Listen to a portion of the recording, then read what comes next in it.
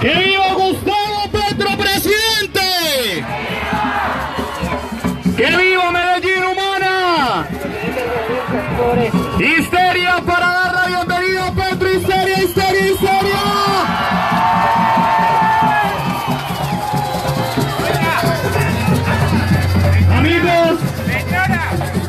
Amigos y amigas de Medellín, de la Medellín humana, democrática y plural. No querían que estuviéramos y en este momento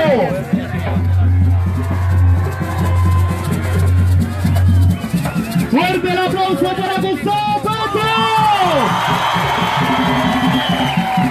Medellín, le doy el permiso. Vamos a darle la bienvenida a nuestro candidato presidencial, Gustavo Petro, a Medellín. Vamos a darle la palabra a Gustavo Petro, presidente. Gracias, Medellín.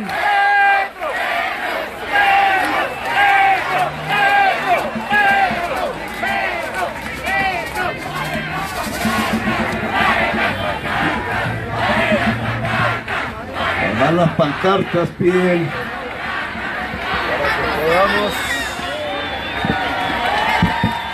para que podamos escucharnos más o menos, porque pareciera que estuviéramos hablando al megáfono. ¿Me escuchan bien por ahí? Allá, por allá. Vamos a pararnos ahí en esa esquina.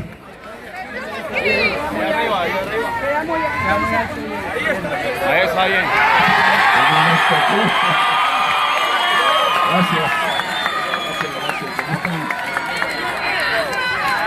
¿Cómo están por allá? Sí.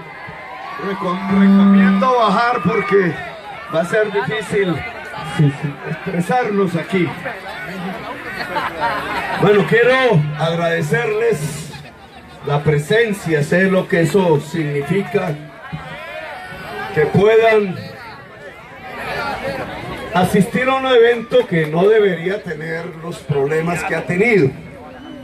Me gustaría que los señores de Caracol y de RCN y El Tiempo subieran acá, porque se trata de mostrar la ciudadanía, no tanto la cara del candidato. Entonces, por favor, suban.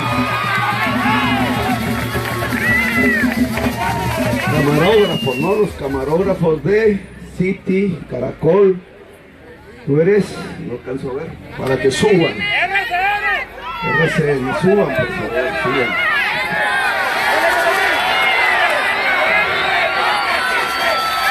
A sus tomas. No vine porque quise, a mí no me pagaron. No vine porque quise, a mí no me pagaron. No vine porque quise, a mí no me pagaron. No vine porque quise, a mí no me pagaron. Bueno, aquí podemos decirlo físicamente, vamos creciendo.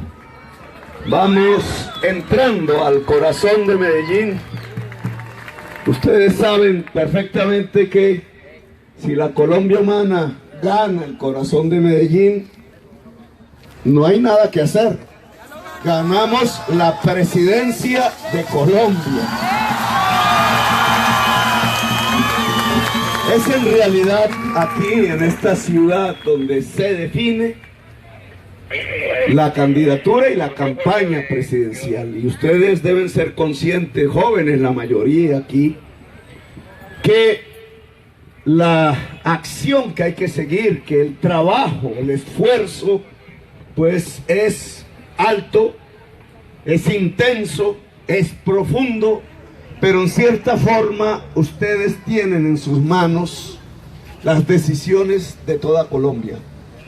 Toda Colombia depende de ustedes, en el fondo.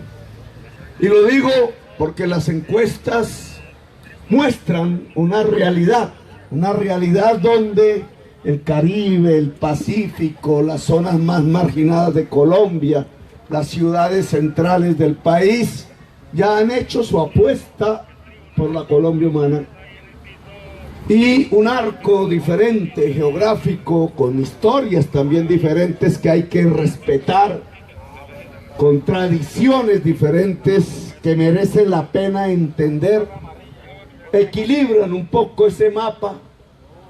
Si en Antioquia la gente decide el cambio de Colombia, tendremos una victoria popular en primera vuelta. Hoy hemos tenido una dificultad y hay que hablar de ella. No por mi voluntad, no he querido salir a los medios de comunicación, me he expresado en redes, pero el alcalde de la ciudad, por alguna razón que desconozco, decidió sabotear este evento. Un evento legítimo de una campaña electoral debidamente registrada en el Consejo Nacional Electoral, sobre la cual se le da garantías de acuerdo a la ley y la Constitución. El alcalde insinuó en una emisora esta mañana que yo infringía la ley, y la verdad no sé si es que leyó las leyes venezolanas o las leyes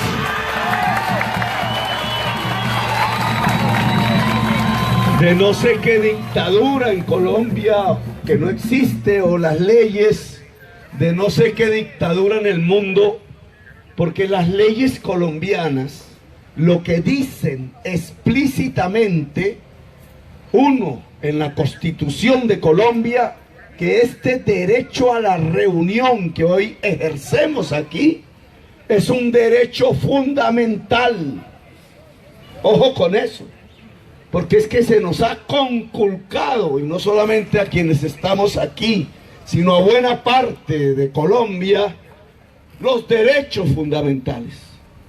Nos quieren decir que ya el derecho a la salud no es un derecho fundamental, que el derecho a la vida no es un derecho fundamental, que la sociedad colombiana no tiene derechos, o peor aún, que aquel que habla de los derechos de las gentes es un populista.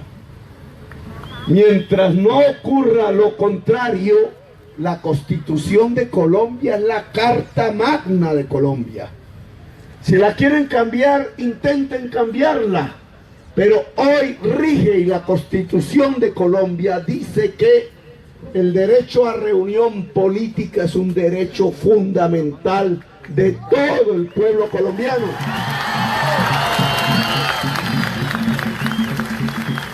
Por eso, en la ley que se llama del Código de Policía, artículo 53, pueden verlo, como dice Fajardo en su Google, usando el celular, usen al maestro Google, artículo 53, Código de Policía, ley colombiana. El derecho a reunión política solo tiene un requisito: notificarle al alcalde con 48 horas de anticipación. Punto. No es pedir permiso, ojo, no es pedir permiso, es notificar que nos vamos a reunir con un tiempo prudente para que se tomen las medidas que garanticen el derecho a la reunión. Ese es el Código Nacional de Policía, ley de la República. ¿De cuándo acá el alcalde de Medellín y por qué intenta sabotear este acto político, esta reunión política de la Colombia humana con el pueblo juvenil y el pueblo en general de Medellín? Bueno, si él tiene otra manera de pensar, no comulga con nuestras ideas, lo cual es respetable, como alcalde de la ciudad tiene una responsabilidad primera: garantizar los derechos de sus ciudadanos y sus ciudadanas. Yo no conozco al alcalde, no lo he tratado nunca, no sé qué es, pero le quiero decir que se ha equivocado en lo fundamental y que esa equivocación refleja otra cosa de la que queremos hablar aquí, y que tiene que ver con los programas de la Colombia humana. ¿Por qué nos quieren impedir hablar? ¿Por qué quieren impedirnos expresar en Medellín? ¿Por qué cuando fuimos a la Comuna 13, no hace mucho, con el grupo artístico Cronos, que no sé si esté por aquí,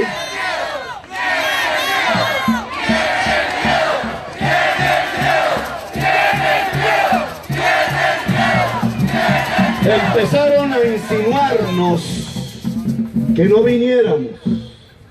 Empezaron algunos a decir, si llega Petro le vamos a tirar huevos, tomate, no sé qué vaya a decir. A mí me gustan los huevos con tomate, así que ese no hubiera sido un gran insulto. Después hicieron llegar afirmaciones que más o menos ligaban dos frases: Antioquia se respeta y por eso le vamos a dar plomo si va a la Comuna 13. Y yo no entendí cómo se pueden juntar esas dos frases, porque si Antioquia se respeta, no se debe dar plomo. Es lo contrario.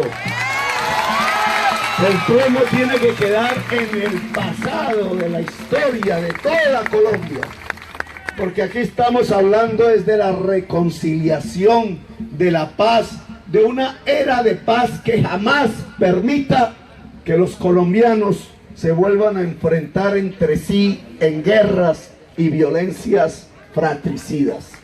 Eso no es respetar. Eso que ha ocurrido en Colombia es un enorme irrespeto con nuestra historia, con nuestra sociedad. La violencia en general irrespeta, y el respeto se construye es sobre lo plural, la democracia multicolor, la diversidad, el respeto a las diversas maneras de pensar, de creencias, de ser. En el fondo, una democracia repite la frase de aquella canción vieja y famosa de los Beatles: déjalo ser, let it be. Dejar ser a Medellín, dejar ser a sus juventudes, dejar ser a Colombia, porque ese dejar ser jamás será el camino de la violencia, siempre será el camino del respeto en la construcción de una gran nación. Refleja el alcalde algo más, y es la intención no solamente de impedir que voces se expresen, sino que el pueblo antioqueño en general no pueda captar las discusiones y los debates del momento de toda Colombia, de Antioquia misma y del mundo.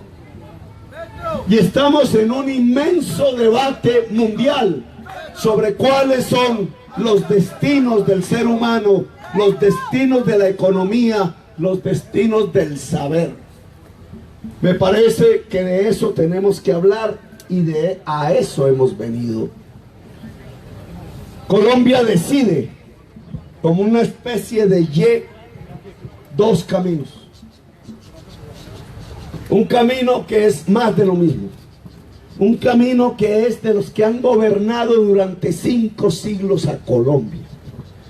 Hereditariamente, como si fueran linajes aristocráticos, bautizando en los 2 últimos siglos a Colombia como una democracia, cuando en realidad ha sido más el poder hereditario de unas familias que han decidido concentrar los privilegios y que han decidido de alguna manera subyugar las ansias democráticas de una población. Por eso no nos hemos podido construir como nación. Por eso no ha existido una década continua en la historia republicana de Colombia donde hayamos podido vivir en paz. Por eso el intento de construir una economía que genere ingresos a la mayoría del pueblo colombiano con dignidad no ha sido posible en Colombia. Por eso nos han condenado a una serie de plagas, como decía la Biblia ya en los tiempos egipcios. Unas plagas, entre las cuales la desigualdad social. Somos la tercera sociedad más desigual de la humanidad. Ojo con eso. No existe una sola sociedad capitalista pura, salvaje, si quieren ponerle ese apellido, nuestros amigos más radicales, que sea más desigual socialmente que Colombia. La desigualdad social colombiana es bárbara en sí misma, es salvaje. Solo nos superan dos pequeñas sociedades, una Haití y la otra Angola, en África. Ni un solo punto de la tierra fuera de esos dos, en África o en Asia o en Oceanía o en la Europa o en la América toda, tiene una desigualdad social tan grande como la nuestra. Y la ciudad de Medellín, que no es la más desigual socialmente, sino de las más, con Cartagena, con Bogotá, con el territorio rural de Colombia, son las campeonas dentro de nuestra propia sociedad en desigualdad social. Aberrante si pudiéramos compararnos con el mundo salvaje y por tanto imperiosamente corregible.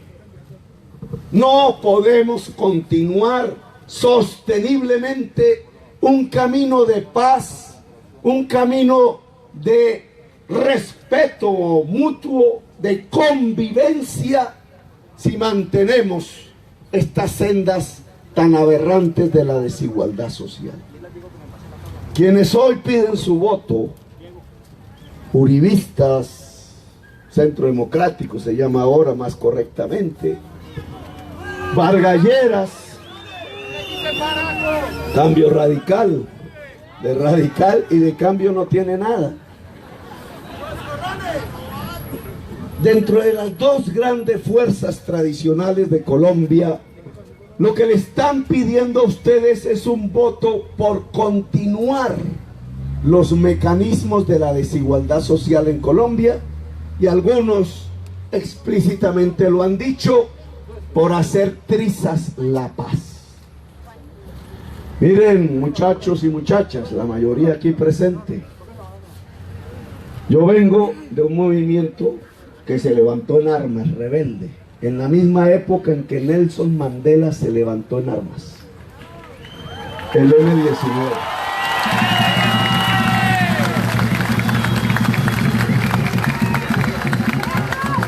Y esa experiencia debe ser contemplada en sus cosas positivas y negativas, porque no es una época que uno pudiera enorgullecerse de ella. En realidad, esa práctica nos puso una especie de escuela política de la que yo aprendí y quiero transmitir. El fundador de ese movimiento, un costeño caribeño, Samario, se alejó completamente de lo que entonces eran las grandes discusiones de la izquierda mundial acerca de si tenían razón los soviéticos o los chinos. Se llamaba Jaime Bateman, exactamente. Él decía, nosotros tenemos, en lugar de estar enterrados en ese tipo de discusiones de dos sociedades que han estatizado la economía y acabado libertades y derechos, decía él, lo que tenemos es que aprender de la historia de nuestro pueblo y construir una senda propia de Colombia en América Latina. Y ese fue el primer pálpito, digamos, de un proyecto político que él denominó democrático. No lo denominó socialista realmente, nunca, jamás. El movimiento se constituyó alrededor de esa palabra, sino en la búsqueda de lo que podría significar para América Latina una democracia real, viva, multicolor, de nuevo tipo. Y dijo, siendo él un rebelde armado, aquí el camino no son las armas.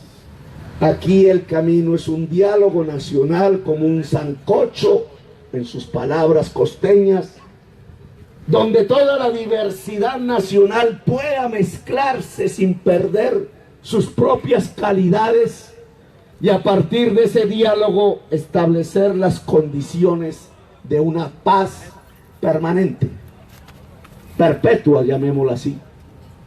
Una paz que según sus propias palabras no puede alejarse de la justicia social.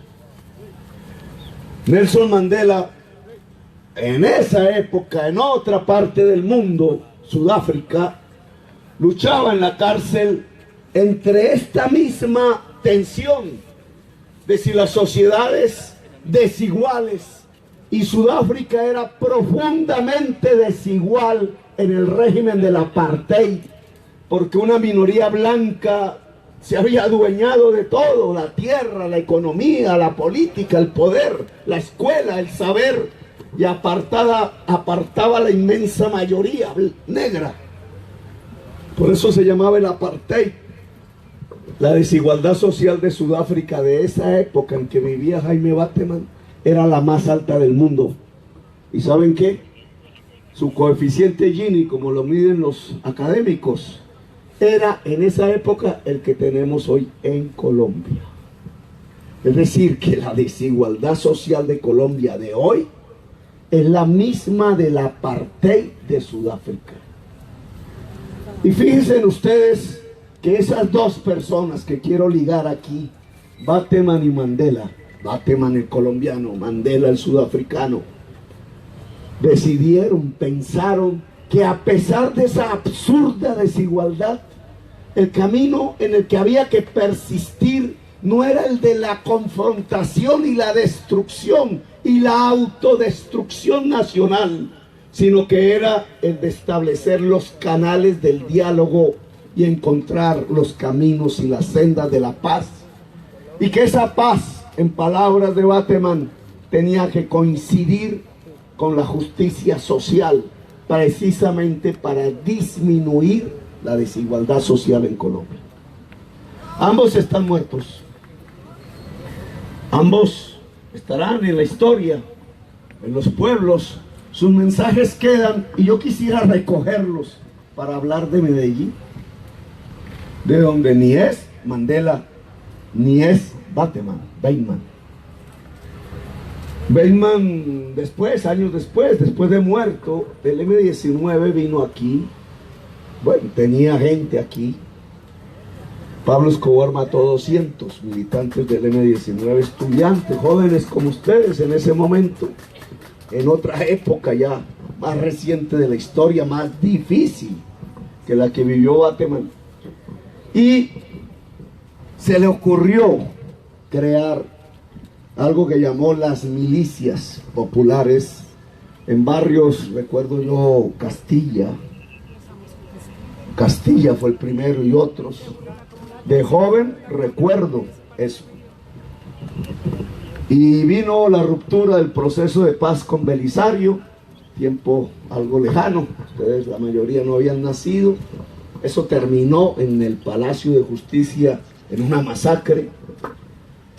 Y el M-19 abandonó las comunas populares de Medellín, pero dejó jóvenes armados, que cayeron casi todos inmediatamente en manos de lo que surgió después, con mucha fuerza, el narcotráfico.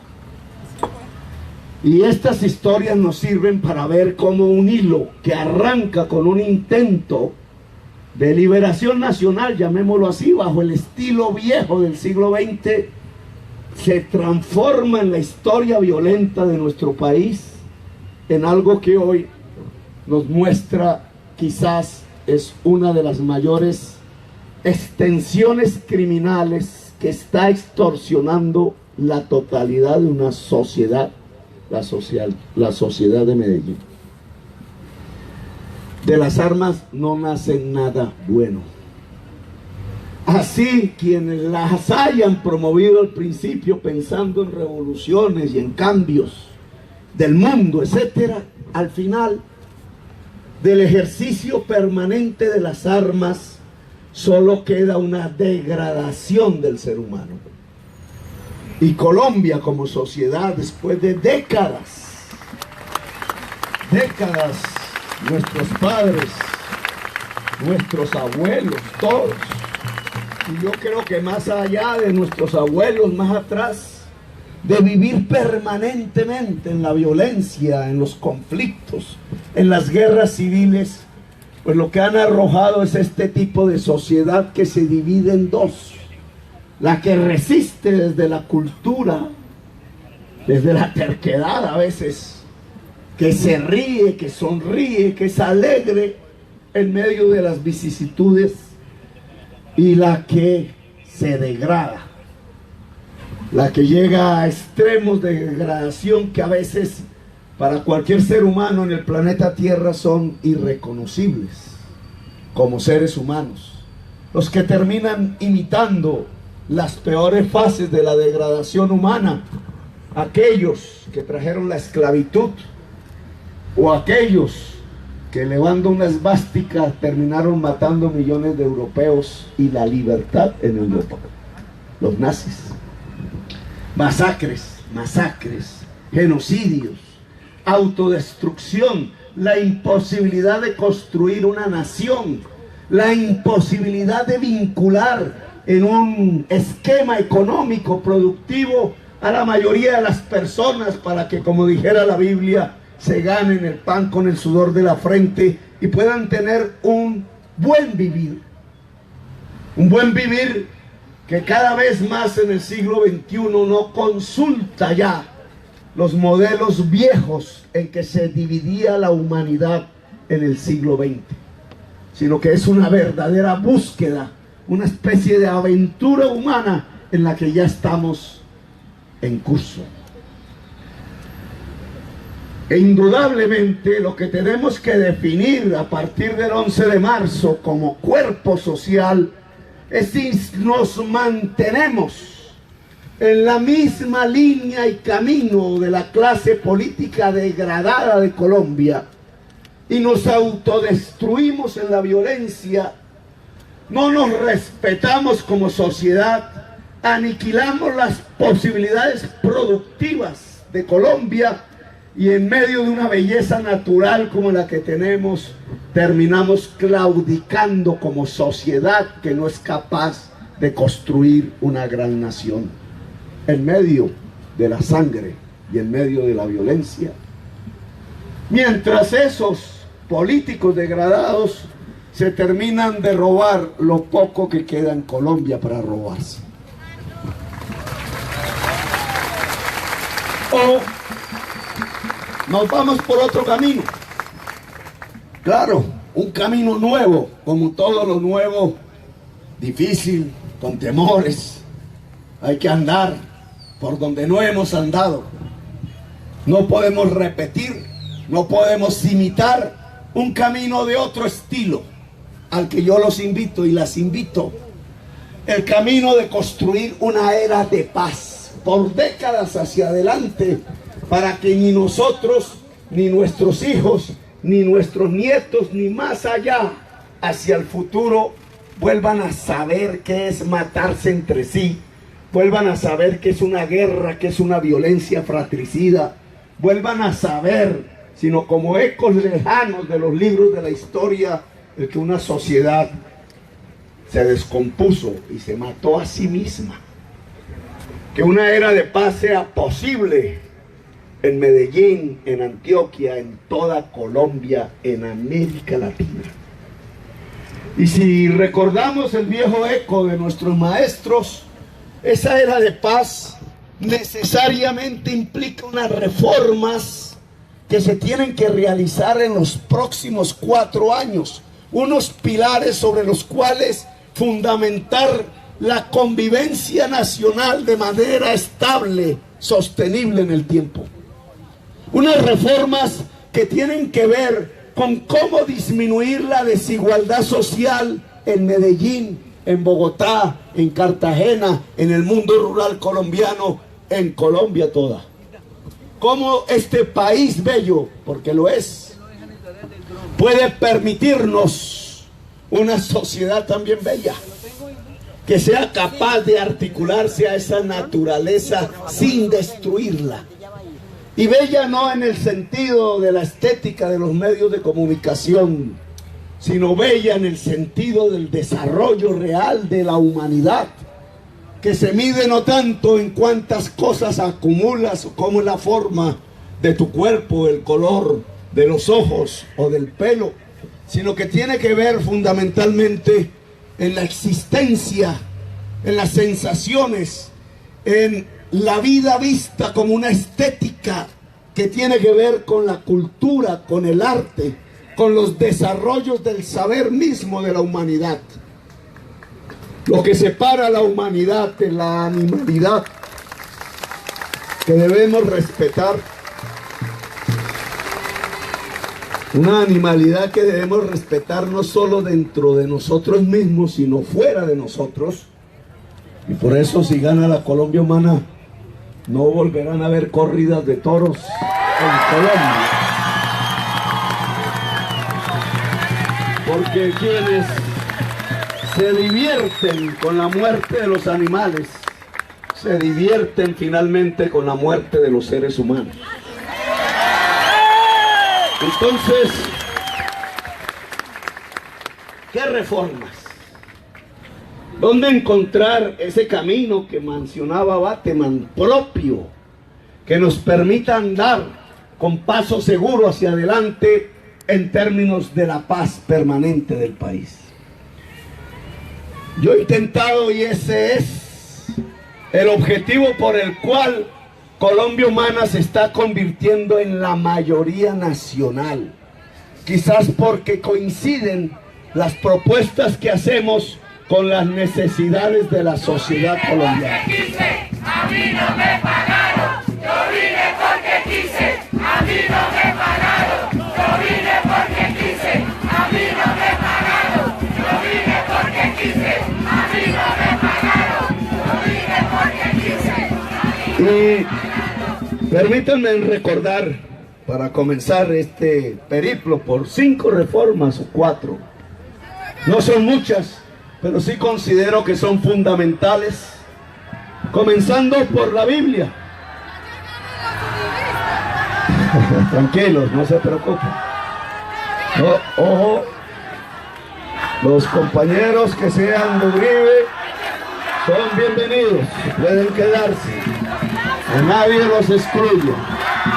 A las políticas del odio se les responde con políticas del amor. Vamos con calma.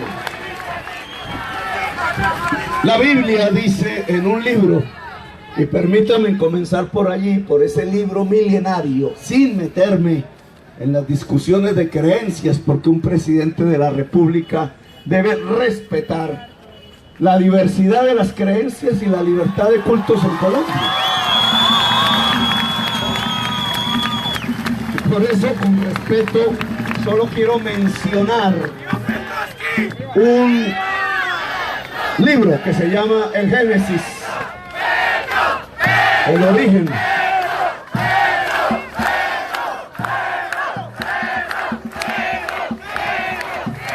El libro de Génesis tiene un capítulo, el tercero, y un versículo que tiene un número mágico, el 19.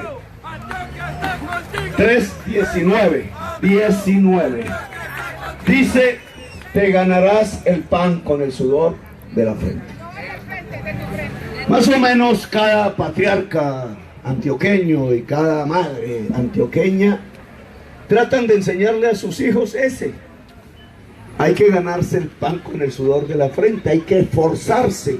Lo dice un pueblo milenario. Aquí quienes hayan estudiado economía en las facultades, si les han dejado leer la economía política clásica, los fundadores de la economía, habrán descubierto que hasta los libros originarios de la teoría económica dicen el origen de la riqueza. El origen de la riqueza es el trabajo. Es decir, cómo esa sabiduría de ese pueblo judío y árabe de hace miles de años dijo exactamente lo mismo que los fundadores de la economía teórica de hace 2 siglos. La riqueza no nace sino del trabajo. Y como estamos en una sociedad profundamente desigual socialmente, lo que tendríamos que preguntarnos entonces es ¿por qué el trabajo y las condiciones para poder trabajar están originando esa desigualdad que nos lleva indudablemente a la violencia, a la guerra? ¿Qué es lo que está ocurriendo con las condiciones del trabajo en Colombia? Con ese dicho bíblico de ganarse el pan con el sudor de la frente. ¿Qué es lo que pasa en Antioquia y en Medellín con la aplicación del versículo bíblico? ¿Será que la gente en Medellín toda puede ganarse el pan con el sudor de la frente? ¿O será que, a diferencia de la sabiduría milenaria de las primeras civilizaciones humanas y del ABC de la teoría económica mundial, en Colombia algo está ocurriendo que impide a la gente trabajar, que le impide ganarse el pan con el sudor de la frente, y entonces remite a millones de colombianos hacia los terrenos bárbaros de una desigualdad social nunca antes vista en la historia de la humanidad? Y afrontemos entonces ese tema como toca. ¿Qué es lo que le está impidiendo a la gente trabajar? A veces creemos es que se necesita es de Bancolombia o del grupo empresarial antioqueño para que abra las puertas y emplee a la gente. Creemos que el trabajo es el empleo. Y si no es el grupo empresarial antioqueño, que sea el Estado. Y resulta que ni el uno ni el otro pueden realmente hacerlo. Las condiciones del trabajo se han dificultado en Colombia por otras razones específicas que tenemos que analizar a profundidad. Y vamos a verlo. El pueblo de Colombia, o pongámoslo con exactitud, el pueblo de Medellín, puede obtener crédito.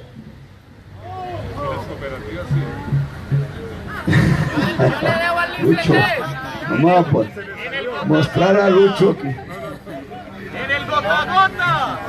hay unas cooperativas, sí, y hay una vieja tradición cooperativa en Antioquia también, que ha intentado, y precisamente ahí el hecho de tratar de llenar un vacío, que es el vacío del capital, porque el crédito es una manera de hablar del capital.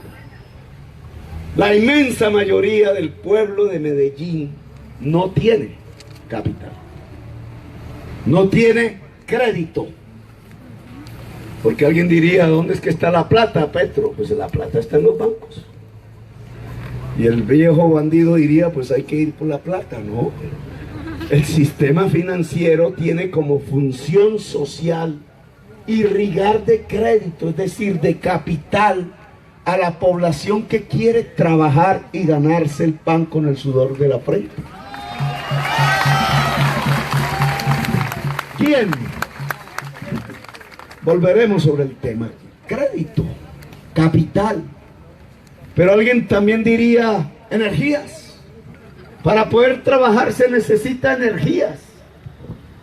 Incluso la energía para trabajar o depende del músculo, o depende del cerebro, o depende de la energía eléctrica, que en Medellín es de EPM. Energías para trabajar en general. Y habría que preguntarse si el pueblo mayoritariamente en Medellín tiene las energías para trabajar. la física, que tiene que ver con la salud, la mental, cerebral, que tiene que ver con el saber, y la objetiva, la que sale del mundo, que cada vez mueve más y más máquinas, la energía eléctrica. ¿Cuánta gente en Medellín no tiene energía eléctrica? ¿Cuánta gente en Medellín no tiene saberes? ¿Y cuánta gente en Medellín no tiene la salud adecuada? Vayamos más allá. Si trabajar, si poderse ganar el pan con el sudor de la frente implica créditos, implica saberes, implica energías, implica hoy estos aparatos que se llaman redes. El pueblo de Medellín los tiene en forma democrática. Se ha abierto las puertas para que la inmensa mayoría de la ciudadanía de Medellín, esos que habitan en la comuna popular, puedan acceder a esas opciones para poder cumplir con el principio civilizatorio que anuncia la Biblia en su Génesis: te ganarás el pan con el sudor de la frente, o construiremos la riqueza a partir del trabajo. Podríamos, fuera de Medellín, hablar de otro ingrediente fundamental: la tierra y el agua. ¿Tiene el pueblo colombiano la tierra y el agua para poder trabajar? No. Y entonces casi a todas estas afirmaciones, que son los instrumentos de la producción, la gente le responde: no, no las tenemos. ¿Quién se quedó con las tierras y el agua de Colombia? No es tan poderoso Uribe como para eso. Son fuerzas sociales. Uribe es apenas un representante de una fuerza social. No lo puede todo, no lo impide todo, porque sería como Dios o como el diablo. Y no, es un ser humano común y corriente como cualquier otro. Lo que pasa es que ha sabido interpretar una corriente de su momento y una fuerza social de su momento. Digamos que ha sabido interpretar políticamente a quienes se han quedado con las tierras y el agua de Colombia. Porque cualquiera que aquí investigue, el maestro Google, como dice Fajardo, pero yo los invito a leer libros, estadísticas, encontrarán que si Petro aquí ha dicho que la desigualdad social promedio de Colombia ya es de las más altas del mundo, ¿cómo es la desigualdad social en el mundo rural colombiano? Y quedamos espantados. Es decir, en el mundo rural colombiano expropiaron al pueblo colombiano de su tierra y de su agua. ¿Han visto ustedes a, bueno, no mencionemos periodistas, opinadores, diciendo es que Petro va a expropiar? ¿No han visto las cadenas hechas por los amigos de Uribe y Vargas Lleras diciendo ojo con Petro porque le va a quitar su segunda casa, su finquita? Dicen, su finquita. Oiga, señores, aquí han existido dos inmensos expropiadores: los dueños de los bancos, que se quedaron con las casas de la clase media colombiana cuando le impusieron interés sobre interés en UPAC, invento de Misael Pastrana Borrero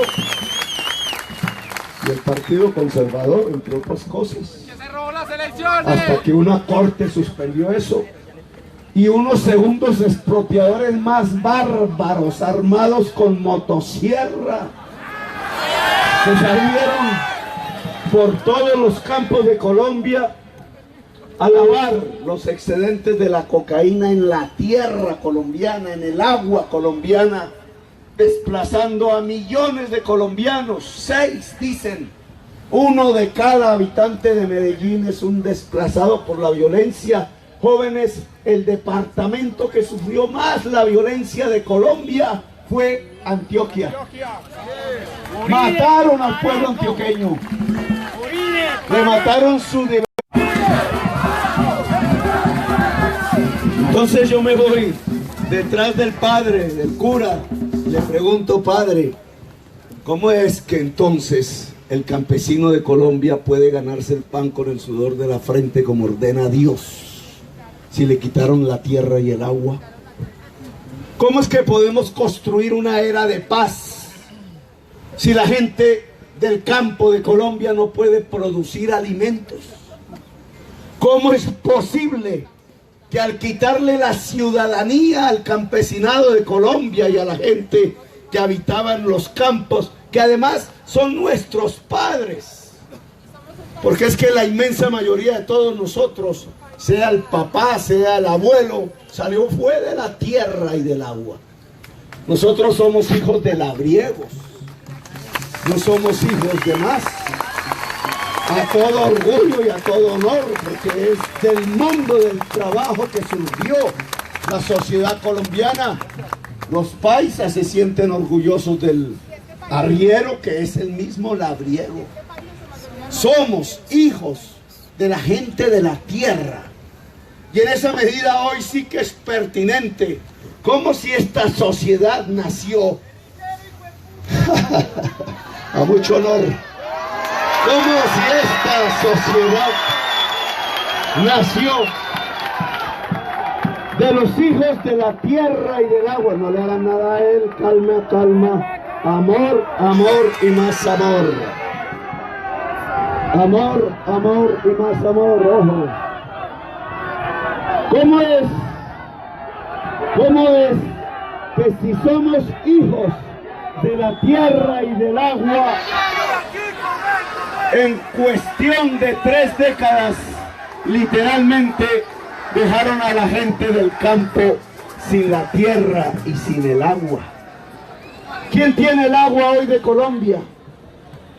Multinacionales del carbón, ¿cierto?, del oro, multinacionales fundamentalmente del petróleo. Miren ustedes la lógica del agua en Colombia. La prioridad de la utilización del agua, la que estaba en Isagen, la que producía energía eléctrica y era propiedad de bogotanos, antioqueños y colombianos, hoy la maneja un fondo especulativo internacional dedicado en sus inversiones mundiales a extraer carbón.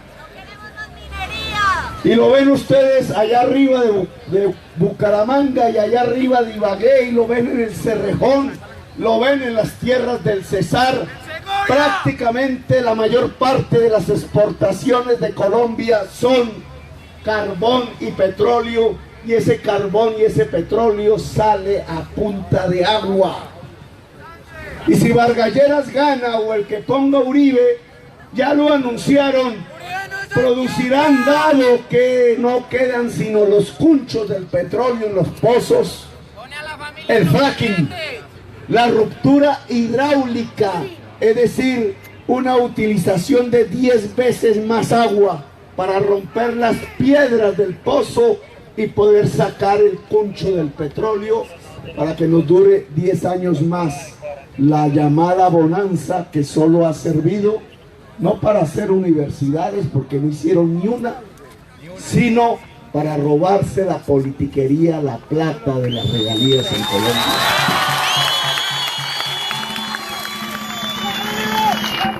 Y ahí están. ¡Se vive, se siente, Petro presidente! ¡Se vive, se siente, Petro presidente! ¡Se vive, se siente, Petro presidente! Y ahí están los dueños del agua, y ahí están los dueños de la tierra, a partir del despojo y la expropiación de millones de campesinos. Ellos son los expropiadores.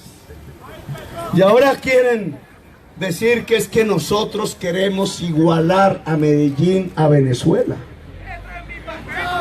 Como si nosotros prohibiéramos las manifestaciones en Colombia. Como si hubiéramos nombrado funcionarios administrativos y no judiciales para que le quitaran los derechos políticos a quienes no piensan como los capataces de quienes pusieron esos funcionarios. Como si quienes han hecho depender a Venezuela exclusivamente del petróleo y la minería no fueran exactamente iguales a quienes han hecho depender a Colombia exclusivamente del petróleo, del carbón y de la minería. Allá destruyeron la agricultura y la industria que tenían, aquí también. Allá viven de importaciones de alimentos, que cuando se cae el precio internacional del petróleo no tienen ni con qué comprarlo. Aquí también. Entonces, ¿quiénes han hecho parecer la economía colombiana a la economía venezolana? Pastrana, Uribe, Santos y Vargas. El mismo grado de inteligencia del señor Maduro haciendo depender la economía venezolana del petróleo es el mismo grado de inteligencia del señor Pastrana, del señor Uribe, del señor Santos y del señor Vargas. Para quienes quieran ahondar en este tema, cojan a Google, maestro Fajardo, y metan ahí enfermedad holandesa. La enfermedad holandesa es una teoría económica derivada de la experiencia holandesa, que dice que si usted pone un solo sector exportador, el peso o la divisa se desploma, no se desploma, se revalúa respecto al dólar. Todo le parece barato lo importado y entonces importan todo lo que no sea eso que está exportando. Eso se llama la enfermedad holandesa. Es decir, que si solo exportamos carbón, somos el quinto exportador mundial, y petróleo, todo lo demás desaparecerá en la economía colombiana. ¿Y qué es eso? La agricultura, la industria, los servicios ligados a la agricultura y la industria. ¿Y dónde es que se producen los puestos de trabajo? Pues no es abriendo los huecos para sacar el carbón y no es abriendo los huecos para sacar el petróleo. Ahí se producen 50.000 puestos de trabajo en todo el país. Ahí los ingenieros de petróleo tienen algo y los trabajadores de Ecopetrol. Pero el resto de la población colombiana que podría emplearse en la industria, en la agroindustria, en la agricultura, en el turismo, en los servicios, en la invención, en la creación, en la creatividad, todas esas ramas mueren porque nos convertimos en una especie de desierto exportador de carbón y de petróleo, tal cual es hoy Venezuela. Y ahí una de las circunstancias de la desigualdad social. Por eso la tierra en Colombia no produce una mata de yuca. Por eso los latifundistas en tierras fértiles son improductivos, porque solo tienen la tierra como un sinónimo del poder, solo tienen la tierra como una caja de ahorros del excedente cocainero. Por eso vale tanto, pero no producen nada. Solo se las muestran las haciendas de vez en cuando a las reinas de belleza. Y por eso Natalia París dijo que estaba asustada si llegaba Petro.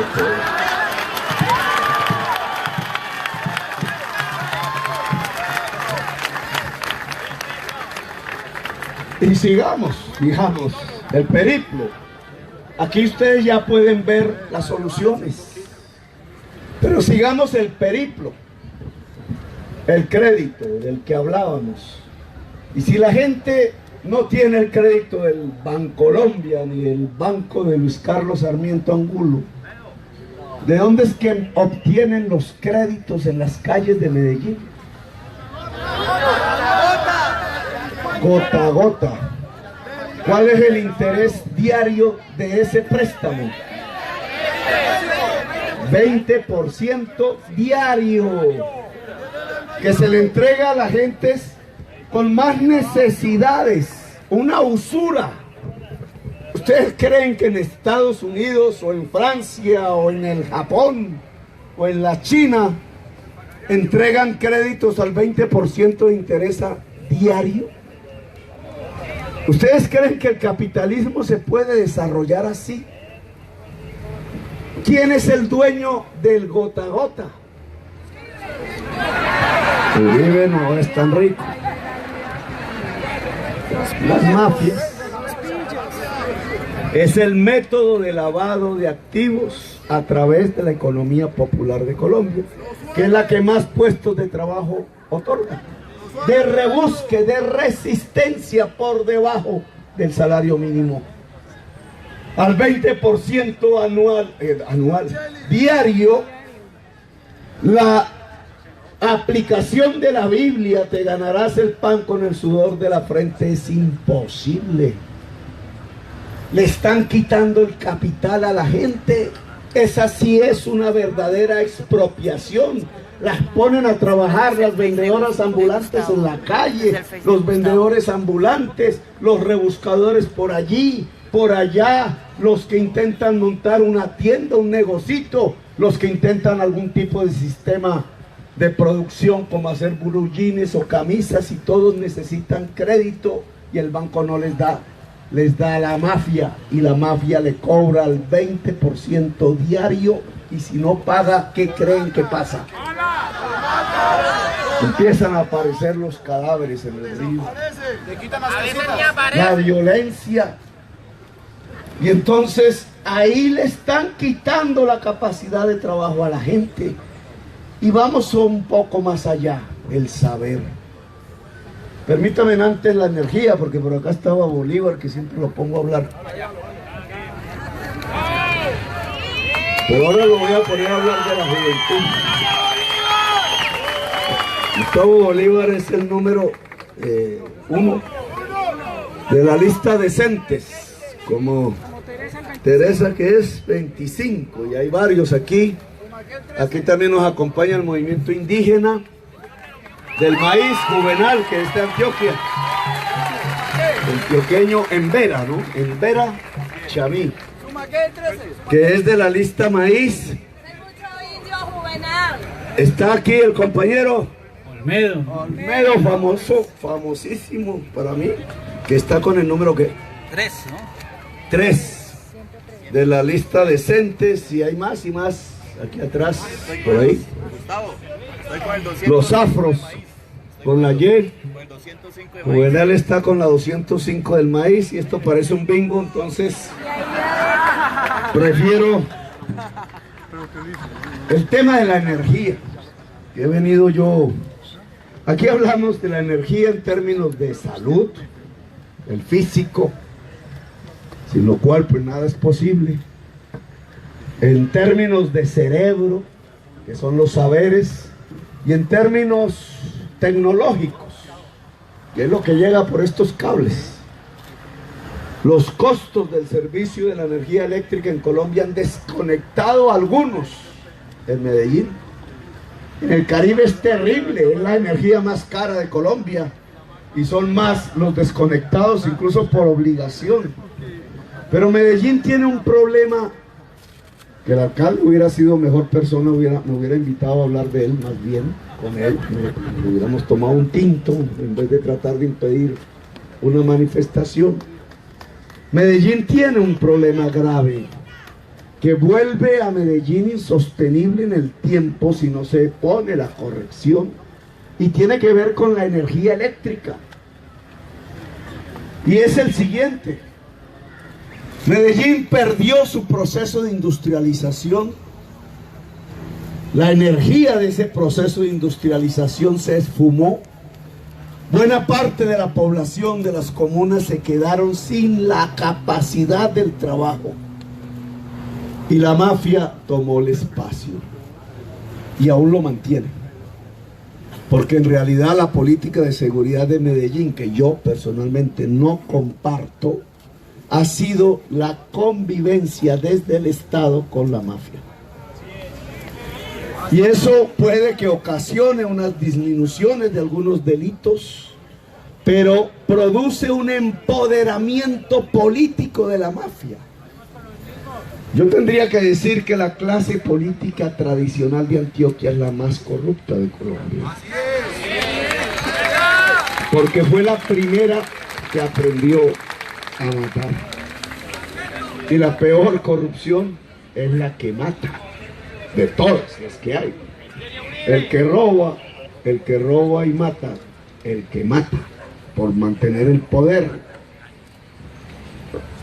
Y quedamos en una sociedad en crisis, la verdad sea dicha, que tiene que resolver la Colombia humana. Y uno de los temas fundamentales hacia donde va mi exposición es que la solución de la crisis en términos de paz pasa por lograr la construcción de una economía productiva. Y una economía productiva en la ciudad de Medellín pasa por un refortalecimiento de la industria y el turismo. Es decir, Medellín tiene que volver a ser industrial. Y la industria necesita antes que nada unas energías. Si las energías que alimentan la industria y el transporte y la movilidad de la ciudad de Medellín son energías sucias, Medellín no es sostenible. Si las energías de Medellín son limpias, Medellín puede desencadenar un proceso de industrialización. Y aclaro, las energías limpias no provienen del carbón ni del petróleo. Las energías limpias provienen o del sol, o del viento, o del agua. Y lo que proponemos, y por eso citaba a Bolívar, es que hay que iniciar un proceso urgente de la Colombia humana en la ciudad de Medellín que busque transformar los techos en las comunas populares y en los barrios de Medellín con esto. Está de verde oliva, pero estos son paneles solares.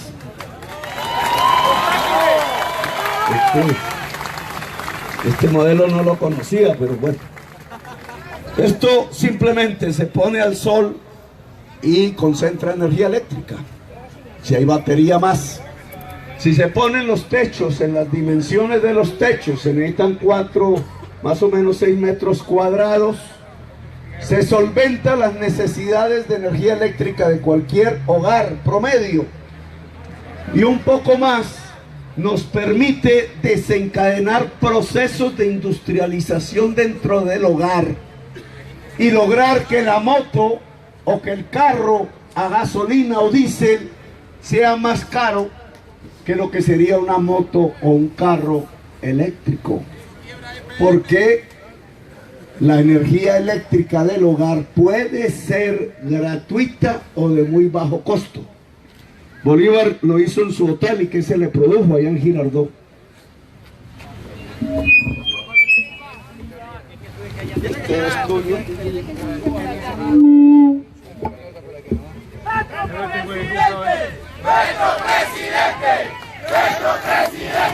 Buenos días, buenas tardes.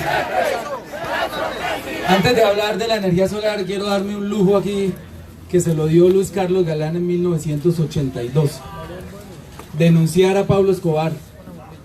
Fue el primero que nombró la alianza de la política con la mafia.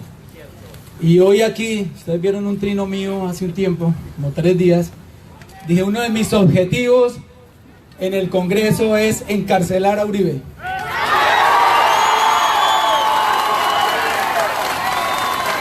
Galán y Petro me han enseñado a tener pantalones y bolas.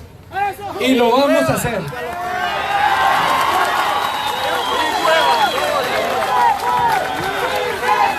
Ese hombre está delinquiendo. Sí se puede.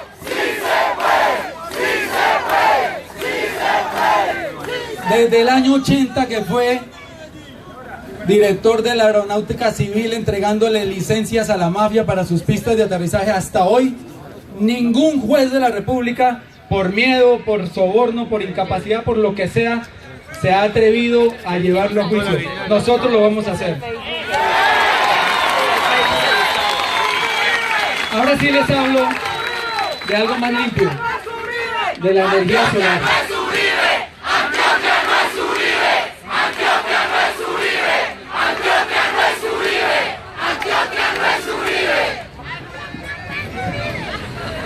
Un panel de energía solar por casa en 1 millón de hogares son una hidroeléctrica.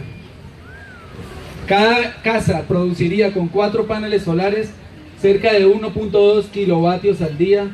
Eso en 1 millón de casas es 1 megavatio, .2, y al año serían 400 megavatios, que es lo que equivale a una hidroeléctrica sin el costo ecológico que conlleva construir una hidroeléctrica y más una termoeléctrica. Por eso, cuando me enteré que Gustavo Petro en la Colombia Humana había instalado un sistema solar, un sistema de producción de energía eléctrica a partir de paneles solares en un colegio de Bogotá que se llama Juan Ramón Jiménez, lo pueden ver en Google. Estuve muy cerca del proceso y hace como un mes nos llegó el recibo de lo que se ha ahorrado ese colegio en pagos a la electrificadora que se llama Codensa, y en 36 meses fueron 93 millones de pesos. Con mi familia tenemos un hotel en Girardot y me animé a ponerles paneles solares consecuente con la política que estamos promoviendo, y ya en solo un mes hemos tenido una disminución en el residuo de más de 4 millones de pesos. Eso es un programa piloto, pero en la Colombia Humana, y lo hemos charlado porque tenemos las cifras, vamos a instalar 1 millón de casas con paneles solares. Se necesitan 20 años para que toda Colombia esté cubierta por la energía solar, pero es la única manera de dejarle a sus hijos, a sus nietos y a sus bisnietos y a los niños que no han nacido un planeta sostenible. Dejar de acabar el agua. Cuando me preguntan, Bolívar, ¿y usted qué hace con Petro? Les digo, estamos promoviendo la vida, estamos cuidando el planeta y estamos a punto de llevar a la cárcel a los corruptos que se han cagado este planeta. Muchas gracias. No, palabras más, palabras menos. Claro, yo tengo que confesarles que a mí me interesa que Uribe diga toda la verdad. Eso es lo que más me interesa de él, que sea capaz de decir la verdad. Yo más o menos la conozco, Que sea un caballero. pero debe ser él el que la diga y pase una página de la historia que es de violencias y pueda iniciar la construcción Colombia de otra página, que es la de la reconciliación y la política del amor. Ojo con esto, porque si no, de venganza en venganza, que ha sido la historia de Colombia realmente, de venganza en venganza, decía Gandhi, ¿cómo es que decía Gandhi? Si con un ojo, ¿cómo es? Se le saca el otro ojo, ojo por ojo, quedamos ciegos todos. Y se necesita es que Colombia pase la página. Yo le voy a poner un trabajo a Uribe y ahora lo vamos a hablar. Pero este tema de la energía eléctrica que estábamos significa que como un programa generalizado en Medellín y comenzando por las comunas populares, la ciudad de Medellín podrá sostener un proceso productivo industrializado sin desmejora de su aire. Y por tanto Medellín podrá ser. Si eso no se hace, Medellín no es sostenible. Y es una política que se puede empezar a hacer ya. Y es un compromiso de la Colombia humana. Y pasamos a las energías, pero ya ustedes podrán saber que si no hay energías tecnológicas, de salud, mentales, cerebrales, si no hay tierras y aguas, si no hay créditos y redes, y la red significa trabajo en equipo, no hay producción. Y si no hay producción, nadie se gana el pan con el sudor de la frente y no hay riqueza. Y lo que entramos es en lógicas degradadas de violencia, de matarnos los unos a los otros y de destruirnos como sociedad. Por tanto, la Colombia Humana lo que propone es lo siguiente en los próximos 4 años. 1. Al latifundio improductivo se le pone el más alto impuesto actualmente permitido por la ley en los impuestos prediales de Colombia. Tener tierras ociosas siendo fértiles debe costar y mucho. Y como nadie se mete realmente a tener grandes tierras a costos altísimos sin producir, entonces invito al expresidente Álvaro Uribe Vélez a que, siendo él el representante de los latifundistas improductivos de Colombia, los reúna y les proponga la siguiente política que hará la Colombia Humana. O se ponen a producir o venden sus tierras, y si las venden, el Estado las compra a precios no de narcotraficantes, sino a precios reales, bajando la renta cocainera, y se reparten entre los campesinos y los pequeños y medianos productores agrarios de Colombia. Ni un solo centímetro cuadrado de tierra fértil en Colombia debe dejar de producir alimentos, porque ese es un crimen contra la humanidad. Esa es la función social y ecológica de la tierra, producir el pan con el que tenemos que sudar la frente para conseguirlo. Así que habrá en Colombia una repartición de la tenencia de la tierra, no a título de expropiación, fueron ellos los que expropiaron, sino a título de compra, que es diferente, pero sabiendo que hay un instrumento económico fundamental, que es el impuesto predial, que utilizaremos al máximo, porque en Colombia el latifundio improductivo debe dejar de existir. No es posible industrializar un país con latifundistas improductivos. No es posible. ¿Por qué? Porque al utilizar las tierras en lo que se debe, que es producir alimentos, la producción de alimentos crece, los puestos de trabajo en el campo crecen y por tanto el mercado interno crece. La necesidad de industrializar se vuelve tajante, imperativa, y Medellín tendrá un florecer entonces a través de los procesos de la industrialización. Es decir, mire la paradoja de la vida. Medellín, para prosperar, necesita que se acaben los latifundistas improductivos. Lo dijo Hernán Echavarría Olózaga. Y resulta que Medellín electoralmente está apoyando a los latifundistas improductivos de Colombia, el que más, el señor Álvaro Uribe Vélez. Un contrasentido. Es como levantar la piedra y tirársela sobre los propios pies.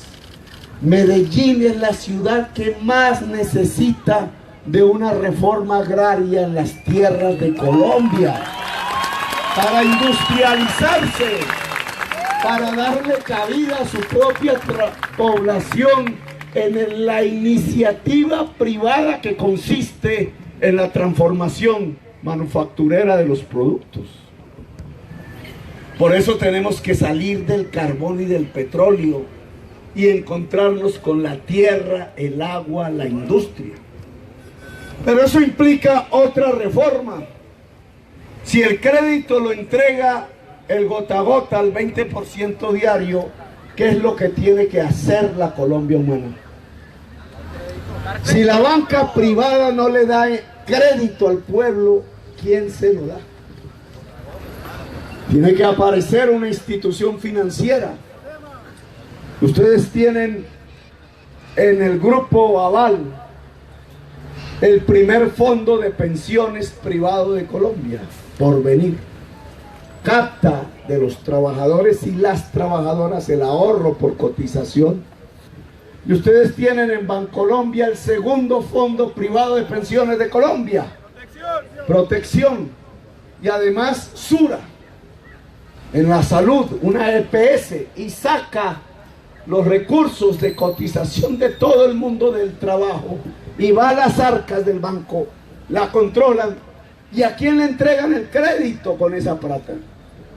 A Odebrecht, al socio de los negocios de Luis Carlos Sarmiento, a la carretera al llano que se les cae el puente, a la privatización de la salud, y entonces nos sorprendemos de por qué cierran los hospitales públicos.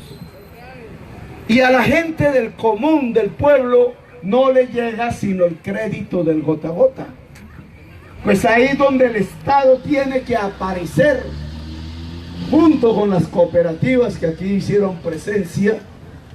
Tiene que fortalecerse una banca pública, el banagrario, que se tiene que volver industrial y popular, y tiene que competir por los ahorros en las grandes ciudades de Colombia y llevar ese ahorro en forma de crédito a donde necesitamos, a la producción de alimentos del campesinado, a la producción industrial asociada, a la creación de las juventudes, a el crédito a la economía popular para que permita que esa economía popular crezca, se vuelva productiva y pueda generar más ingresos decentes a la población mayoritaria de Colombia. Por tanto, Colombia Humana va a recrear, compitiendo con la banca privada, la banca pública de Colombia, para garantizar un crédito relativamente barato de acuerdo al mercado a la economía popular de Colombia y a financiar los procesos de la producción alimenticia y de la producción industrial del país. Y vamos a la energía. Ya hablamos de la energía solar. ¿Qué pasa con la energía física de los colombianos? ¿Qué pasa con la salud? Lo que tenemos hoy es un sistema que ha matado 1.400.000 colombianos desde el año 98 a la fecha, pudiendo tener tratamientos para la fecha adecuados que les hubiera permitido vivir. Es decir, el sistema de salud de Colombia ha matado más gente que todas las guerras juntas, que todas las violencias juntas. Incluso fíjense ustedes las paradojas de la historia. La llamada Ley 100 la propuso en Colombia, imitando el modelo chileno, César Gaviria, que era el coordinador del sí en la pasada justa electoral llamada referendo. Y Álvaro Uribe Vélez fue como senador el ponente de ese proyecto y lo hizo aprobar en el Senado y era el coordinador del no. Es decir, que a la gente en torno al acuerdo con la FARC la dividieron entre el sí y el no, como dividieron en el pasado a las gentes entre el que tenía una camisa roja y una camisa azul. Las pusieron a pelear y los dos coordinadores se abrazaban tomando whisky en los clubes, porque ambos son los coautores de uno de los más grandes negocios que se han hecho en el suelo colombiano, que es la salud. Y la salud es fundamental para la producción. El pueblo colombiano necesita un sistema de salud que garantice el buen vivir. Y ese sistema de salud que hoy tiene los recursos adecuados implica quitarle la intermediación financiera, es decir, las EPS que ya no sirven para nada. De tal manera que el tratamiento de manera directa del enfermo se pueda otorgar en el hospital público o privado, contratado directamente por el Fondo Único de la Salud, sin necesidad de intermediación ni de EPS. Un modelo de salud preventivo fundamentalmente, que lleve médicos y personal profesional al hogar, y que en el caso ya de la aparición de la enfermedad pueda dar el tratamiento científico adecuado sin intermediación financiera que se quede con los recursos, las EPS. El modelo de salud que puede garantizar los pilares de una era de paz es un modelo de salud sin EPS, y Colombia Humana lo va a garantizar. Y entramos a la energía fundamental de la producción. La energía fundamental de la producción, es decir, de ganarse el pan con el sudor de la frente, es decir, de construir la riqueza de una nación, es el cerebro. En el siglo XX quizás era el músculo, el campesino doblado sobre el asadón y el trabajador hombre moviendo grandes palancas con fuerza muscular. La mujer era excluida del mundo del trabajo. El saber no era tan necesario y entonces se creaban entidades para soldadores y manejadores de palancas pesadas y bultos, mientras la universidad era para unos pocos. En el siglo XXI esa economía no es posible. En el siglo XXI lo que existe es el trabajo en equipo asociado cerebralmente para producir este tipo de mercancías que nos rodean y que ustedes tienen en sus manos como un ejemplo, los celulares. Fíjense cuánto pesa un celular de los que tienen sus manos. No necesitan músculo para hacer ese celular. Colombia no hace ni un solo celular ahí. Pero si ustedes quisieran hacerlos, lo que necesitarían fundamentalmente no es del músculo, es de cerebros asociados. El celular, por lo menos que tienen en sus manos, tiene 100 trabajadores cerebralmente ligados entre sí, haciendo programación, matemáticas, uniendo esas partes que permiten comunicarnos. Es el cerebro, es el saber, la riqueza del siglo XXI. Y ese cerebro y ese saber, el alimento del cerebro es el saber, comienza con un primer alimento que es el pan. En la primera infancia, entre 0 y 5 años, se forja el cerebro humano.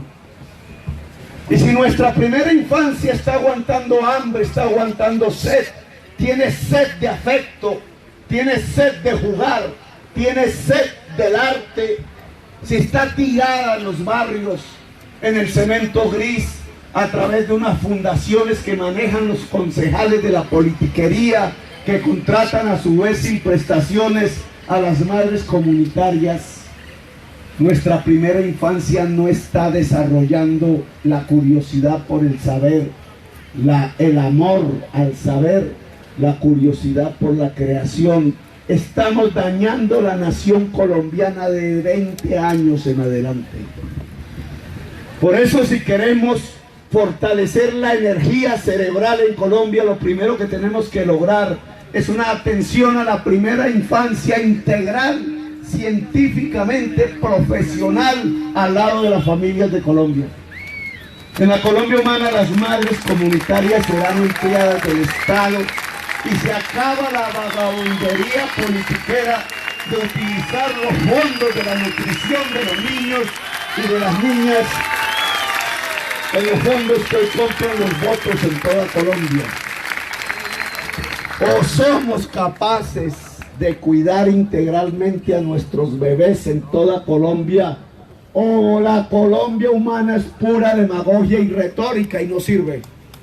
El primer papel y tarea prioritaria en el presupuesto es el cuidado de la primera infancia. Millones de niños y niñas entre 0 y 5 años de edad, que si las cuidamos, construimos la verdadera política del saber en Colombia y al mismo tiempo la verdadera política de seguridad ciudadana. El señor Germán Vargas Lleras viene proponiendo en Colombia, si es presidente, que si los niños de 12 años delinquen van para la cárcel. Dice que la seguridad es aumentar las cárceles. Dice que la vida en la cárcel tiene que ser absolutamente pesada, costosa. Dice que el IMPEC tiene que pasar a la policía. Dice que la seguridad consiste en tener un porcentaje de la población más alto metido en las cárceles. Y Fajardo dice lo mismo. Y yo me pregunto, ¿esta es la verdadera política de seguridad de una sociedad? Meter a sus niños en la cárcel, meter a sus jóvenes en la cárcel. Dice Germán Vargas Lleras, el que tenga droga en el bolsillo de consumo personal debe irse a la cárcel, dice Iván Duque. Una clase media colombiana y una clase poderosa colombiana que cree que la seguridad social es un problema de meter personas a la cárcel. Por eso incluso a Uribe le digo, confiese mejor, confiese. Lo que necesita la sociedad colombiana es verdad, no cárcel. Y si vamos entonces a la mejor política de seguridad, no, los gringos nos lo dicen. Oiga, esos niños entre 0 y 7 años, cuídenlos. El Estado debe cuidarlos. Es ahí donde se genera la primera política de seguridad de una sociedad. Si esa niñez tiene afecto y amor, no serán delincuentes. Si esa niñez desarrolla el amor al saber, ellos serán científicos. Si Pablo Escobar hubiera sido cuidado en su primera infancia, sería el científico Pablo Escobar, quizás un poco menos famoso, pero más digno. Y Medellín sería quizás la ciudad de la investigación en Colombia, del saber en Colombia, y no como la recuerdan en esas cadenas de televisión tan tristemente, que no se la merece la ciudad de Medellín. Y si pasas de la primera infancia y pasas a la educación secundaria y primaria, aquí lo que tenemos es una especie de educación para la competencia. Pégale el codazo al vecino y a la otra y trata de ganarte el examen a como dé lugar. Porque si ganas el examen, entonces otro será tu mundo. Y los que pierden el examen, que son todos los demás menos el que ganó, se fregaron. Una educación para la competencia que no es la que sirve en el siglo XXI. La educación que sirve en el siglo XXI, y vuelvan a mirar los celulares que tienen en sus manos, es el trabajo en equipo. Cualquier extranjero nos dice en todas partes, oiga, los colombianos son berracos, creativos, no sé qué, si sé cuándo, rebuscadores, resistentes, eso sí, tercos a veces, alegres, pero no trabajan en equipo, nos dicen los gringos, nos dicen los europeos, nos dicen los japoneses. No nos enseñaron que una de las políticas del amor más eficaces es el trabajo en equipo, la solidaridad mutua. Nos enseñaron fue a competir. Tanto competimos entre nosotros mismos que llegamos es a matarnos. En la calle, dentro del hogar, en la esquina, en el barrio o en la guerra. Y resulta que es un problema de educación. La educación colombiana tiene que enseñar a trabajar en equipo, porque eso es lo que hace la ciencia y la tecnología de hoy, el mundo científico. Y fíjense ustedes que una de las herencias de esa competencia en la educación es el llamado ser pilo paga, que apoyan los candidatos presidenciales Iván Duque, Sergio Fajardo y Germán Vargas Lleras. ¿Qué es ser pilo paga? ¿Qué es eso? Una competencia. Pruebas a ver la OEL que ganó beca en la Universidad de los Andes, 20 millones de pesos. Y los que perdieron, bachillerato técnico, mi hermano. Y entonces podemos plantearnos una economía productiva, una era de paz, una disminución de la desigualdad social, mientras un grupo minoritario de la juventud va a las mejores universidades y el resto se queda en el bachillerato técnico? ¿Creen ustedes posible eso? Luego, una Colombia humana tiene que crear el derecho a la educación superior. Y el derecho a la educación superior, lo mismo que el derecho al agua, lo mismo que el derecho al sol, lo mismo que el derecho al aire, lo mismo que el derecho a la vida, debe ser gratuito. ¿O no es un derecho? El precio para las mercancías es para las mercancías, no para los derechos. La teoría neoclásica económica sabe cómo se le pone el precio a las mercancías, a la gaseosa, a la cerveza, al trago, a una camisa de moda. Pero es que los derechos son una cosa diferente. Los derechos no son mercancías. Los derechos salen del mercado, deben garantizarse universalmente. El que no tenga con qué, tiene el derecho. Y el que tiene con qué, también tiene el derecho. El derecho a la vida es para todas y todos. El derecho al agua potable es para todas y todos. El derecho a reunión es para todas y todos, no solamente para los uribistas. Señor alcalde de Medellín, dice que teníamos que pagar por hacer esta reunión. Entonces, ¿es un derecho o es una mercancía? Claro, si viniéramos a vender celulares en el espacio público, una mercancía, pues eso sí tiene un precio.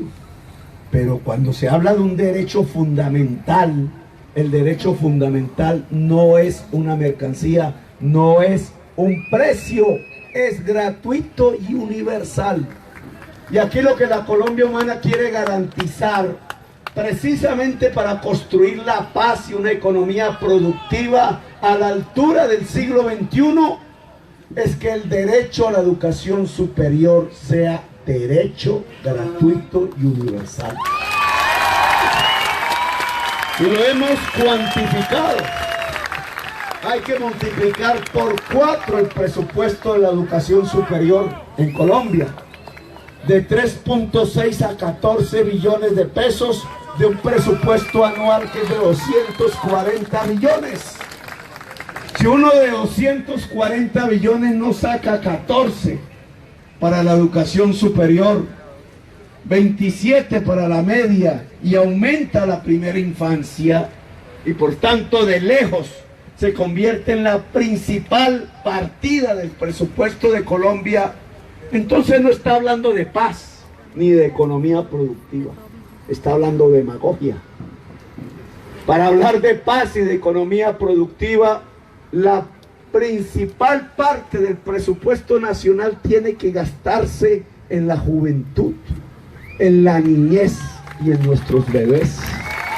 Si no, no construimos el futuro de convivencia que queremos. Y finalizado este paseo económico, podríamos distanciar entonces por qué en Colombia no es posible ganarse el pan con el sudor de la frente, y cómo la paz y la disminución de la seguridad, de la desigualdad social, para construir una era de paz, debe garantizar los instrumentos para ganarse el pan con el sudor de la frente. Aquí hemos visto cómo la ciudad de Medellín, bajo el programa político de la Colombia humana, podría tener un florecer como ciudad. Y cómo el programa de Vargas Lleras y el uribismo, al contrario, defendiendo el latifundio improductivo y la monoexportación extractivista del carbón y del petróleo, conducen a Medellín a la insostenibilidad. Hay que decírselo a todo el pueblo de Medellín y de Antioquia. ¿En dónde es que está el futuro de Medellín? No está en Vargas Lleras, no está en Fajardo, no está en Uribe. El futuro de Medellín está en la Colombia humana, señores y señoras. en la producción, en la industria, en las energías limpias, en la sociedad del saber, de la cultura y del arte. Ustedes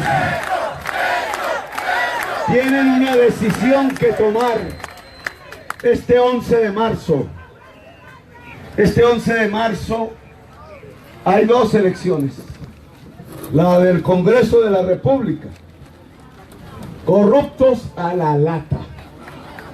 Mochilas de billete comprando votos.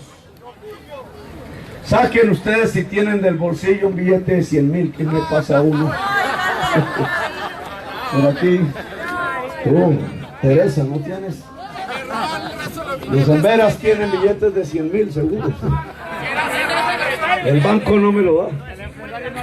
El banco, los bancos de Luis Carlos Sarmiento y los bancos de Bancolombia se negaron a prestarle dinero a la campaña de Petro presidente. Pero aquí nuestro empresario pequeño y mediano, ¿de dónde es que usted empresario? Venga para acá porque siempre me dan, en cada manifestación me da un billete de 100,000, ya me van a pensar mal. Bueno, mucho gusto, yo soy Efraín Alfonso, empresario del Valle del Cauca. Apoyo a Petro porque quiero...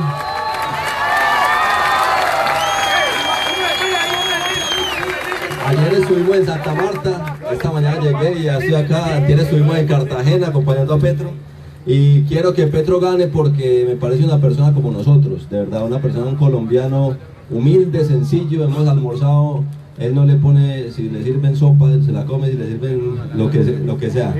Una persona sencilla que yo sé que va a ser el mejor presidente que ha tenido Colombia. Entonces, quiero que gane Petro y por eso lo estoy apoyando con recursos propios por todo el país. Quiero que gane y yo sé que va a ganar. Dios quiere que va a ganar. Entonces, miren la elección del 11 de marzo. Este es el de 100,000. Está abundante en los barrios populares hoy, en las comunas populares. Van mochila. Aquí tengo el de 1000 también. Miren qué cara hay ahí. La cara de Lleras. Ya hay algunas personas dicen, deme un Lleras y voto por Lleras. La política del negocio.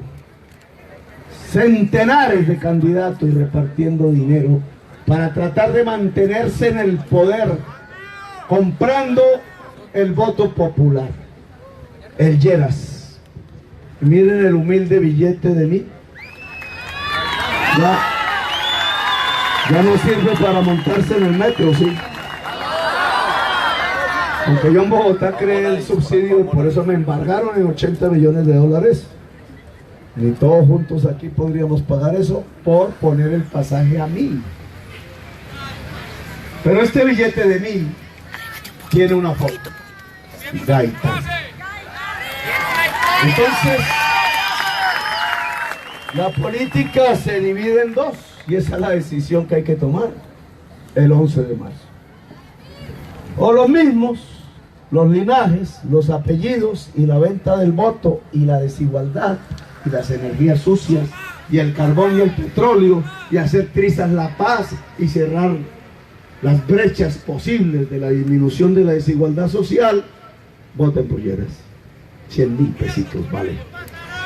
Se los regalan 100,000. O la política no es un negocio. No pasarán. Empresario, el billete. O la política no es un negocio, no es un mercado. Es un derecho universal.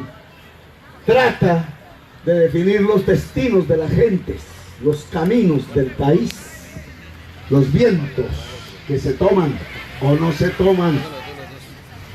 La política, cuando no es un negocio, tiene figuras diferentes. No se llaman Lleras, no se llaman Uribe, se llaman Gaitán.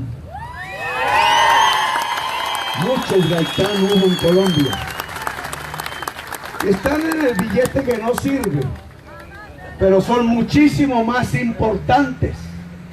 Tomen ustedes el gaitán, tomen esa decisión.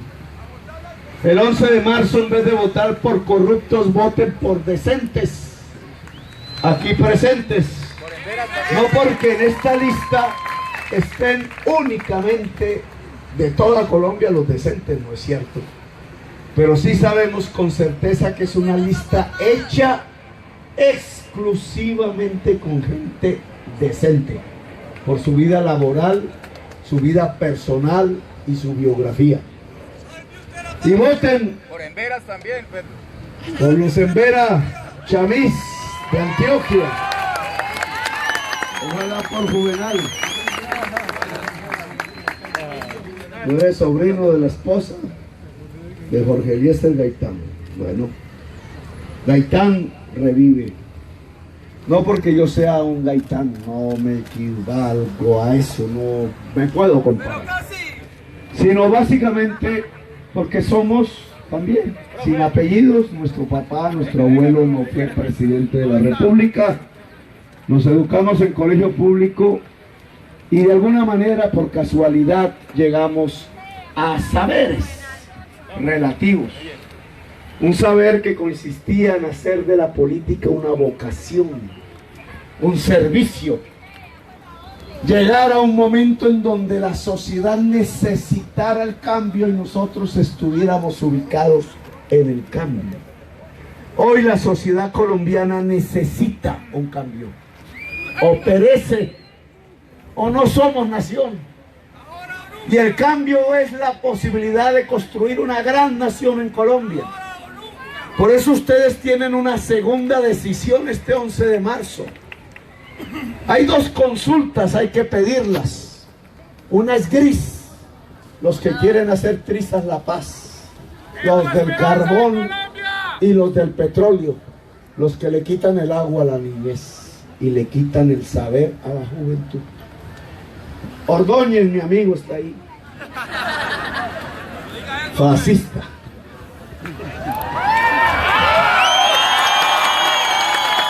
Y no le digo esa palabra a cualquiera. No es a cualquiera, es al que se lo merece. Ahí está Uribe. Lo vamos a poner a Uribe a jugar un papel en Colombia, la Colombia humana. Vamos a ponerle a jugar el papel de que dirija el latifundismo colombiano a que venda sus tierras y podamos hacer una reforma agraria. Y ahí está Duque, también Duque que es de Antioquia, él es el que juega de local ahí en esa consulta. Duque acaba de decir que debe ponerse preso a todo consumidor de drogas. Yo le digo a Duque, por mi experiencia en Bogotá, que esa es una política absolutamente equivocada.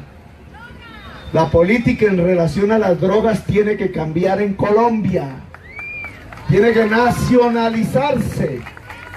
Lo primero que tenemos que lograr es quitarle la población a la mafia, que la controla, al campesinado productor de hoja de coca, al cual no hay que tratar como delincuente.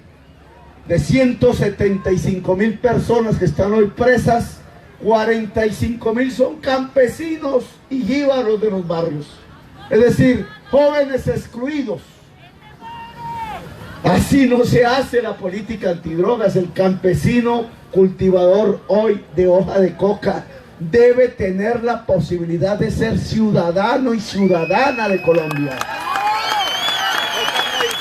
Y para eso hay políticas alternativas a tratarlo como un delincuente. La coca es medicina. Algún día hablaremos de eso porque los indígenas nos han enseñado del tema.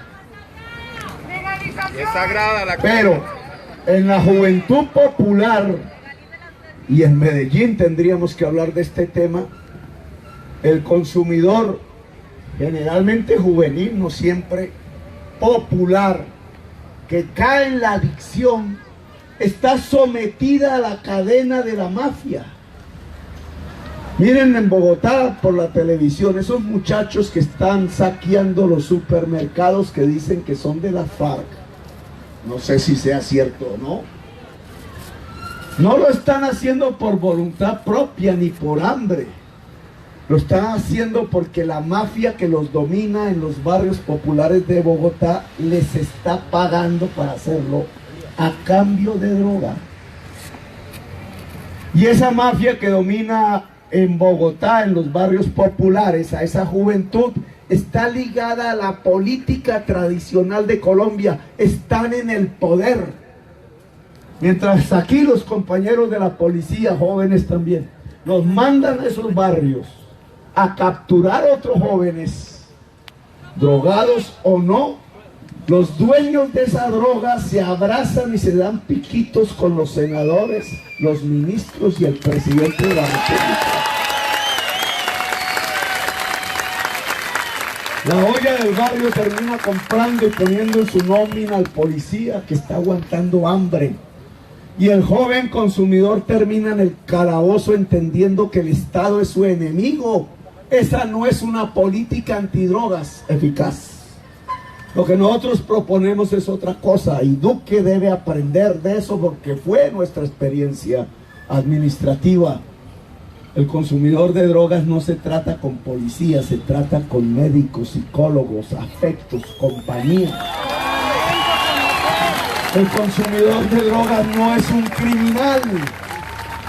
Incluso queremos que el modelo que quisimos aplicar en la Bogotá humana y no pudimos por nuestro amigo Ordóñez, se pueda reproducir en el sentido de que los habitantes de calle tengan ciudadelas del cuidado, en el sentido que el consumidor adicto de la droga tenga la posibilidad del tratamiento médico personalizado, en el sentido de que el consumo de drogas, en vez de ser satanizado, pueda ser vigilado y regulado por el Estado en los centros de consumo regulados, como existe en Vancouver, en París, como se transformó en Holanda, como existe en Portugal, en donde todos los niveles de inseguridad se han caído simplemente porque se mira al consumidor de drogas como un sujeto de derechos también, como un ciudadano como cualquier otro, que necesita del diálogo y del brazo del Estado.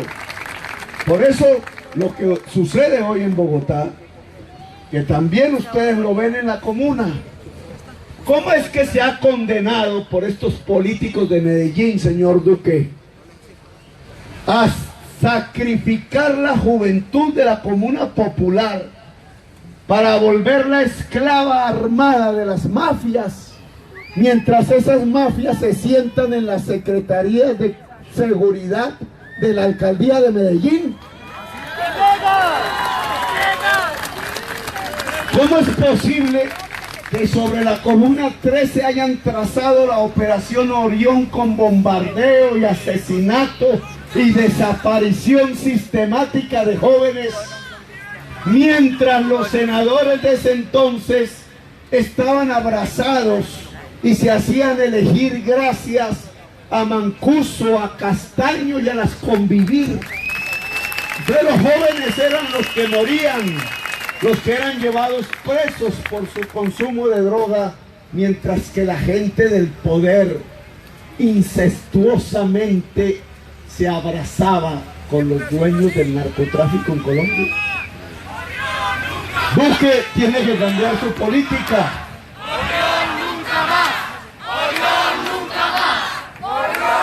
En la Colombia humana, las comunas populares de Medellín se llenarán de sedes universitarias gratuitas.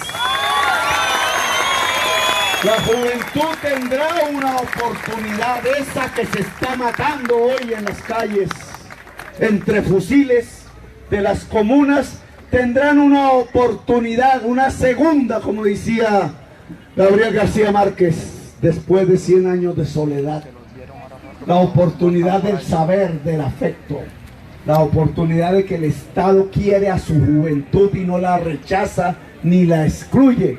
La oportunidad de que la paz es con la juventud o no hay paz. Que la igualdad social y la equidad social es con la juventud o no hay equidad social. que el amor es con la juventud o no hay amor en Colombia, que la nación colombiana solo es posible con la juventud o no hay nación colombiana. Así que yo los invito a votar no por ese tarjetón gris, sino por el dorado, y marquen ahí la cara de Petro. Y si le ganamos al tarjetón gris en toda Colombia, tengan ustedes la certeza que ganaremos la presidencia de la República en la primera vuelta presidencial.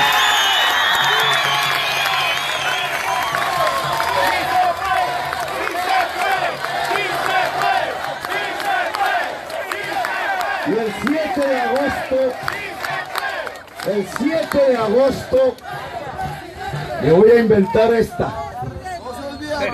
No nos vamos a posesionar en la Plaza de Bolívar de Bogotá, allí será el 8. El 7 de agosto vamos a venir aquí. La posesión va a ser en la comuna 13 de Medellín. Y ojalá decenas de miles de antioqueños nos acompañen, porque allá, a diferencia del presidente que llevó las balas, las bombas y los muertos, el presidente de la Colombia Humana va a llevar los libros, los computadores y las universidades a las comunas populares de Medellín.